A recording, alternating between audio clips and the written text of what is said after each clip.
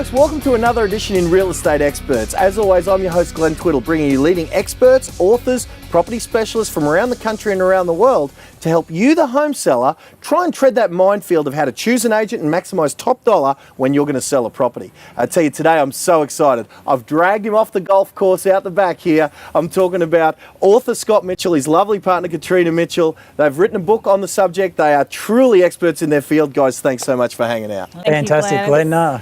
Our pleasure. It is awesome to be here, dude. Cool. So, mate, thanks so much for taking some time, off the lovely golf course there. I love how you managed to bring along the uniform there to kind of have a yarn, really help the viewers out. So really the first question I've got for you, I know that the people in your area have kind of got an easy choice, right? Up there in Hervey Bay, they can just choose you. What about, how do we kind of find the Mitchell team, because you guys work as a great little unit, how do we find the ideal real estate agent? Like if we're down in Sydney, one of my viewers might be in Sydney or Melbourne or Cairns or something, how do we find the Mitchell team of our area? What are some of the indicators we can be on the lookout for? Well, I think most buyers and sellers today go online to do all of their research.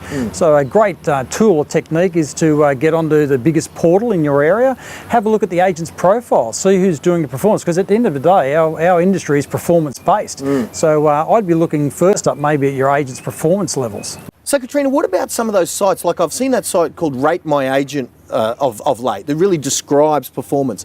How's your take on, should our viewers be kind of checking out sites like that? I definitely agree that they should be, Glenn. It's something to be proud of when you do the results like Scott and I actually do together. I think it's a really important tool for, sellers in today's market to actually do some research on who they're going to be dealing with to sell their biggest asset. Yeah, well, I'm hearing that on that site, and I've seen your guys' reviews, the rave reviews. Thank you. It's actually from the horse's mouth, isn't it? It's Absolutely. from the sellers. Definitely is. It's from the people that, we work really closely with, and that's their honest opinion. Yeah. They do it because they want to, not because they're expected to either. We just send them a nice little email and say if you're happy with what we've done, and our reviews have just been fantastic. Yeah, I love it. Well, it's the way of the world now. All of these TripAdvisor and Google reviews and Facebook reviews, there's no hiding from good customer service anymore, is there? And we're in a very time-poor society today as well. So, our sellers, they need to have that information at hand instantly. They haven't got time to muck about. Yeah, I love it. All right. So, Scott, what else? What else could we be on the lookout for to make sure? Because every agent talks the talk. They do. Every agent will say they get the highest price. Exactly. What's another thing that one of our viewers can actually view and see to know they're dealing with a walker of the talk as opposed to a talker of the talk? I suppose open homes, are a really good indicator. So if you were looking to take on a sales team to represent your property, you'd go out in your area and go to some open homes. Have a look at how the different agents run their open homes, how they present themselves, and probably most importantly, how do they follow up any prospective buyer leads. Okay. So, Katrina, what should be that sweet spot? Because I'm sure the follow-up, we don't want to be stalked by an agent, nor do we want to be ignored, because I've seen that, the you feedback see it that time agents and again, don't you? Yeah. So where's the sweet spot? How much follow-ups are the right amount? I think that, when us personally, we always send an SMS and thank them for attending our open homes. We really do enjoy just meeting new people all the time. It's just, good. But, a follow-up call Monday morning, make sure that, we've covered every base for the buyer and make sure that we've left no stone unturned. Yeah, okay. And then from there, we just, allow them to contact us when they feel ready to go further. Right. So the leaving no stone unturned thing, because I know that's what our viewers are after. So maybe 1 or 2 contact points within 24, 48 hours of that open home, yeah? Definitely. And any less than that, is there any forgiveness for the lack of follow-up and communication we get in the industry? No need for it in today, no. Yeah, where do you see it, bud? The biggest complaint in our industry is that lack of feedback, lack of communication. So definitely communicating with the buyer, especially as the market gets tighter, you can't miss any opportunity to sell that client's property. So if you're not following up your buyers, you potentially could be missing an opportunity to create competition, and competition always results in the best sales price. Yeah. So to get those buyers, I know you guys are renowned for getting top dollar by bringing in a multitude of extra buyers where, we've got a lineup of people down, whereas other open homes maybe have none. Tell us about the marketing that gets them in initially. Katrina, what are you guys doing from a marketing standpoint that we could be on the lookout for? Well, Tell us about the quality of marketing. Firstly, I think Scotty and I, when we take on a listing or a property to sell, we actually like to tailor our marketing that best suits that client and that property. We found today that, we have sort of led the way with video marketing. Again, coming back to that that the buyer is time poor. Yeah. This is the technology that's really got to be embraced, and we have done so.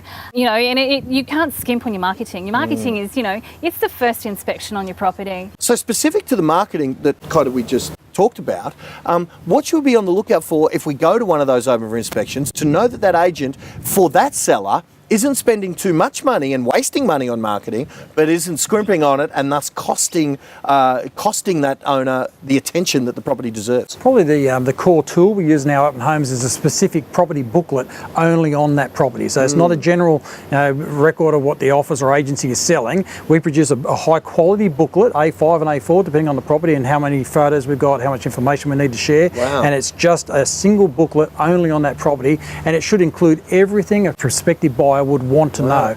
All the details on the property, the features, the finishes, the photography, the die before you dig details and services on the site, the land size, everything that a prospective buyer would want to know if they were going to purchase that property should be in that booklet. So, mate, it sounds like it's not just a photocopied brochure off realestate.com. Definitely not that, or a copy of the window card. Yeah, I've seen it. Unbelievable. So, Katrina, you mentioned video before.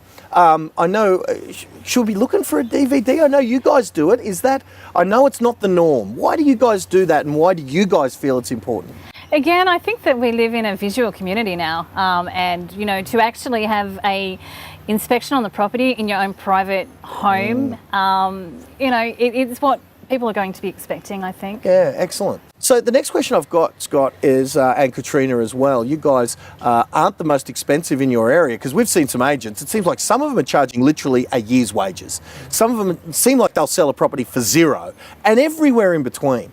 Now, I know you guys are kind of sitting there somewhere in the middle, but how does our viewer kind of justify whether they're paying too much or too little for an agent?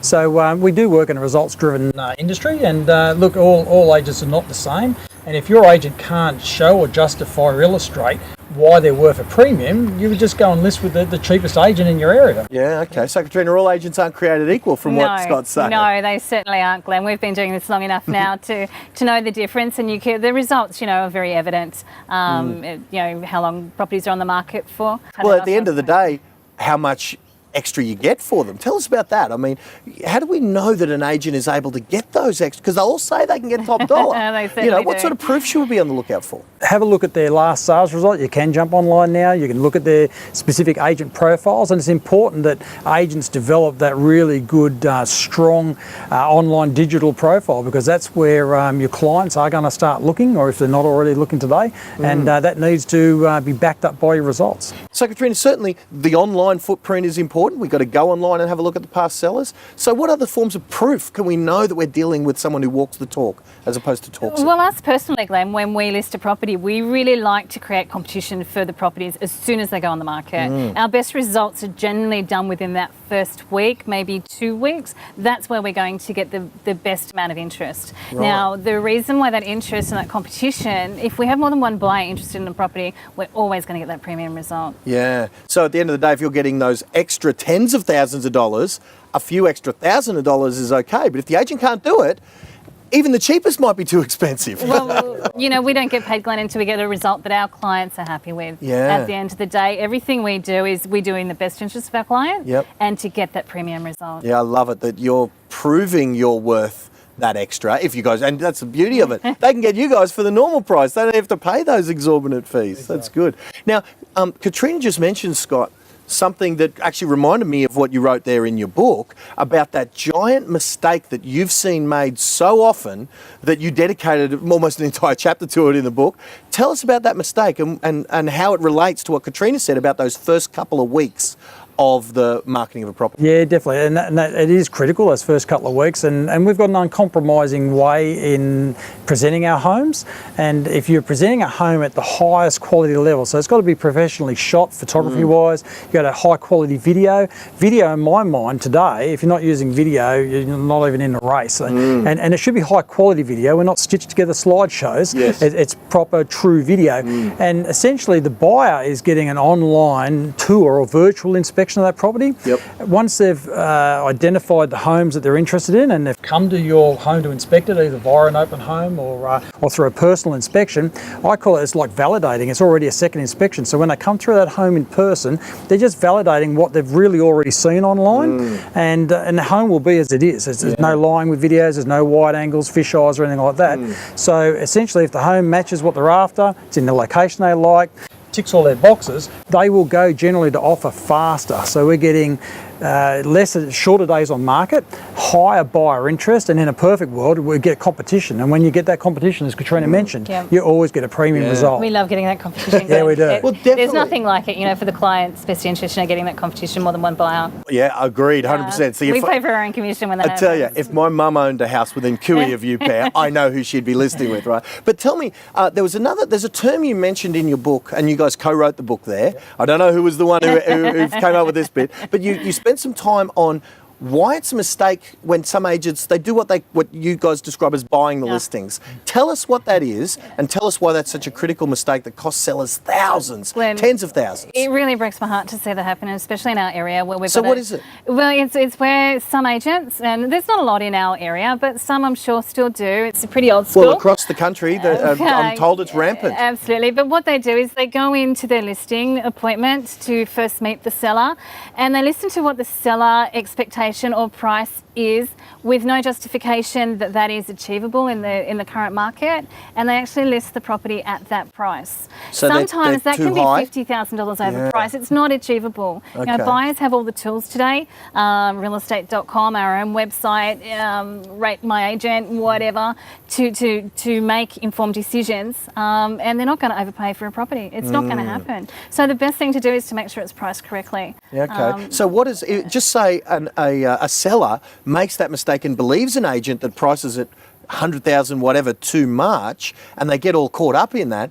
Tell me what that does to your marketing process and how that hurts the seller that you described. Well, straight away, all of our marketing does come at a cost. You've got to invest in high quality marketing to get the results that we do get. And the longer you're on the market, the more you're eating into that budget. So if you go beyond on a lot of these real estate portals now, they work on 45-day timeframes for the marketing, and then they drop off whatever tool you're using. So straight after 45 days, if you haven't sold, you'll be digging in your pocket looking for more money to reposition again. You're most likely, if you're overpriced, your agent will be beating you down every week, sort of saying, oh, the buyer's not coming at XYZ price, we need to drop the price. It's drop the price, drop the price. Whereas all you've done is you're wasting your marketing money or your marketing budget straight away. You will be longer on the market, and the likelihood of getting a premium sale is diminishing by the day. Yeah. You're also depleting the competition too when that happens, and then buyers start to think, why hasn't this sold? Is there an issue? Is it a building pest? What is the issue with this house? Why hasn't it sold? Why wasn't the competition generated? And so they don't even come during those first few weeks. So all of the critical elements to your system of getting those premium dollars are out the window with that one crucial mistake. Crucial, and there's a lot of evidence today. We always provide our clients with evidence to what's happening in the market. We always provide a CMA and make sure that we're all on the same page. Okay, so what we've seen in the landscape, Scott, and I know we've seen you.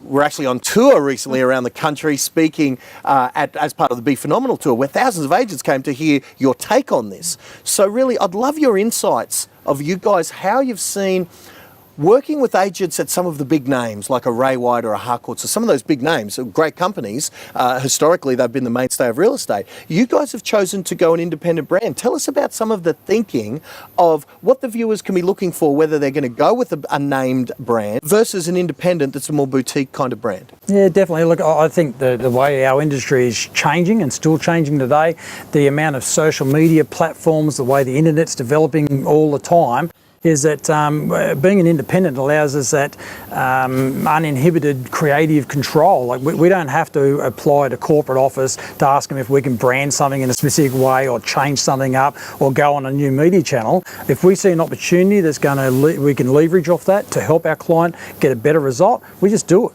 How have you guys found it, Katrina? Tell us about your take on I suppose, that corporate versus boutique. We've only ever really been in an independent agency, and again, it's all because of that creative control. Working in the best interest of the client. We need to be able to evolve quickly because it's changing times. When we first started in real estate, there was no such thing as realestate.com. Now it's one of the biggest portals. If we had to have corporate wait for that to come about, yeah, we might still be waiting. And truly, it is that agents, whether they are listing with a corporate or they're listing with a person, aren't That's they? So correct. really, it's That's comfort with the really, person more really than important. it is. Absolutely. Yeah. Definitely. Yeah, that is the reality. At the end of the day, the client is always going to list with the sales people, sales agent in our case, and not so much the corporate brand or office. It's not the brand or the office that ultimately sells the client's home. Yeah. It's the individual salespeople or agents. Yeah, definitely. Cool. And we invest heavily too, Glenn, in training. You know, we're constantly doing training. We are licensed agents as well, so we're not just the general salespeople. And you know, being in our own brand again just allows us that freedom to do better. So you touched on it before, Scott, and I'd love you guys' take on the advent of video into the marketplace. It seems so few agents are doing it, and yet you guys swear by it. You know, tell us about, you know, how, well, some of the things you were training those thousands of agents at the Be Phenomenal tour. You were talking, one of the things you were talking about was the use of video in marketing property. Tell us about it and why it's important. It's probably been the biggest game changer for us in recent years is the use of high quality video too, as we sort of touched on earlier. Yeah, now when you mentioned stitching together, what did that mean? What are you seeing that's what not to do? Yeah, look, a lot of videos, I think they were being called videos, they were just slideshows. The agent would get the photos of the property, put it in a carousel or slideshow manner, and buyers and sellers have both said, I don't want video, Scott, because it's just the same as the photos, all Yeah, just... I'll scroll through the photos at my own pace. Yeah, exactly. Whereas, we're talking about real video. This is proper video. So you guys get on camera. Tell us about, Katrina, why it's important for you guys to get on camera. Are you building rapport with the buyers? Is that what you're I doing? believe so, yeah. Scott's actually had a little stalker. She was only about 7 years old, and every time her parents would come to the inspection, she had to be there just so she could see Scotty. Wow. Because she'd seen the video so often, or her parents watching the video as the buyers so often, that he was a celebrity in her eyes, and she was only about 6 years old. I love that, because you can't fool the kids. I know. They will, there's no fooling them. Exactly. That's impressive. So Scott, are you finding that when these people, when the buyers come and meet you, that they feel like they already know you? And how are you using that to get your seller's best interest serviced? Well, again, you've built that rapport and you've got that communication, open communication and trust, you know, with that buyer before they've actually met you in person. They do feel as though they know you. I love it. You guys have been described as smiling assassins, that they love you, but you use that rapport in order to get top dollar for your sellers. I love it. I love it. Like I said, if Mum was selling, within cooey of you lot, I'd be begging for you guys to help her out. We would love that opportunity, Glenn. We would love that. Awesome, awesome. One other thing too, Glenn, is the importance with the video for the social media that we have in today's society as well. You know, Facebook, LinkedIn, what else is there? Instagram, YouTube channel. Correct. And Instagram's becoming a really big social media platform Well, it's now. where people's eyes are, aren't they? They see on their little screens. You go past any cafe, how many are looking at the little screens? Yeah. So, Scotty, is that stuff free? You can actually, and that is the beauty again, when you got your video, you can upload that to all of your social media platforms, and initially that is free, but you can increase that reach for not very much money at all. Like you can throw $5 or $10 at a video and get a couple of thousand extra views on that video straight away. So it's really, really cost efficient marketing. Yeah, it sounds like it's a little bit more effective than the old thousands of dollars for the full page in the paper with no guarantee of anyone looking at it. It is a numbers game today too. It always has been a numbers game, Glenn. So, you know, we don't want to miss any opportunity. Yeah, beautiful. Folks, wow. I hope that was as interesting and informative for you as it was for me. That's another edition of Real Estate Experts in the Can. We've dragged them off the golf course back there. They've hung out with us. Scott and Katrina Mitchell, grab a copy of their book and connect with them on those social media channels. You'll be doing yourself a favour to see how it should be done in their business. So check them out. Mitchell's Realty, Scott and Katrina Mitchell. Until next time, I'm Glenn Twiddle. Bye for now.